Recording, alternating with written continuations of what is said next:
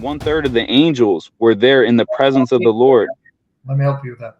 I know this is probably interpretation you heard because you're just coming to faith. You're a babe in the faith.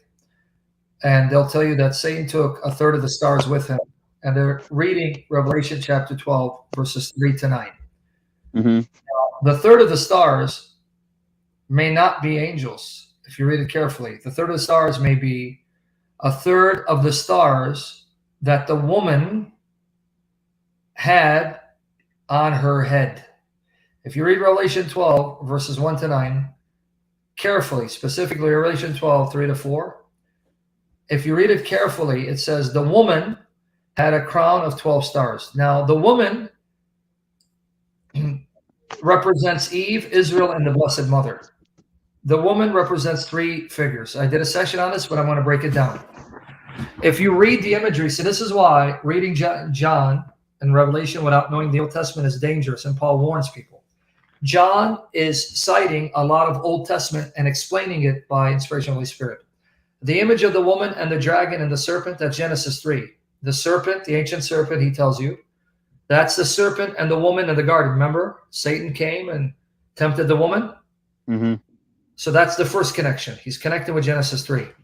The woman Eve and the serpent Satan, because he says the dragon is the ancient serpent. One ancient serpent, Yeah. The one in Genesis 3. Okay. The second connection, when he says a woman with a crown of 12 stars and the sun and moon under her feet, that's the dream of Joseph. In Genesis 37, 9 to 11, Joseph, the son of Jacob, had a dream. His 11 brothers, his father and mother, bowing to him, but he saw them in the dream. He saw his father as the sun, his mother as the moon, and his 11 brothers as stars bowing to him. So when he told his father the dream, Jacob knew what it meant. And he said, so what are you saying? That your father and mother, I and your mother and your brothers will bow to you? So notice, what does the 12 stars represent? The 12 sons of Jacob. What does the sun and moon represent? Jacob and his wife that gave birth to the nation. So the woman now becomes a picture of Israel. Are you with me there? Yeah. Okay. But then Eve is a picture of Israel, and Israel is a picture of the Blessed Mother. Why? Because it says the woman gave birth to the Messiah, the male child who was caught up to the throne of God.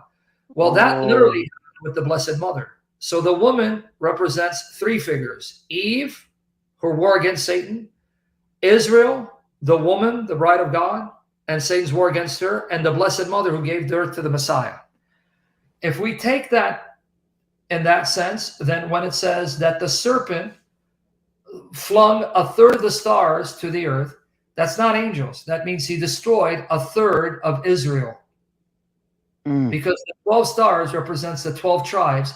That means he destroyed 1/3 of Israel. Not that he took angels with him. Man, I didn't even think about it like that, Sam. That's why you have to tread lightly, because you just came to the faith. You're young. Be careful when you pontificate, because when you speak, everything you say, you're going to have to give an answer for. Since you're still a baby, tread lightly and don't assume you figured it out. Especially with Revelation. That's a very dangerous book to misinterpret.